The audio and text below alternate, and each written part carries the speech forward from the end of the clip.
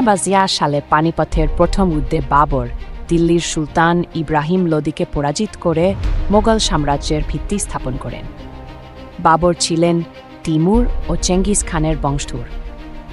তার পরবর্তী উত্তরসূরিরা ভারত জুড়ে এক শক্তিশালী সাম্রাজ্য গড়ে তোলেন।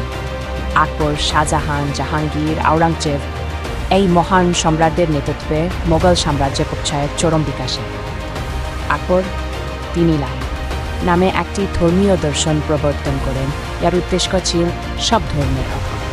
শাহজাহান নির্মাণ করেন তাজমহল, যা ভালোবাসার প্রতীক এবং আজও বিশ্ববিখ্যাত।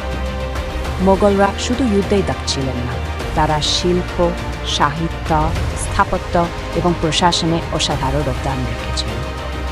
৪শ শতকের শেষে আওরঙ্গজেবের মৃত্যুর পর মোগল সাম্রাজ্যের পতন শুরু হয়। দুর্বল উত্তরসূরি, মারাঠা বিদ্রোহ, ব্রিটিশ আগমন ও রাজনৈতিক বিশৃঙ্খলা সাম্রাজ্যকে ভেঙে দেয়। ১৫৬৭ সালের সিপাহী বিদ্রোহের পর বাহাদুর শাহ জাফর ব্রিটিশদের হাতে বন্দী হন এবং এর মধ্য দিয়ে মোগল সাম্রাজ্যের চূড়ান্ত অবসান ঘটে। মোগল সাম্রাজ্য ইতিহাসের এক গৌরবময় অধ্যায়।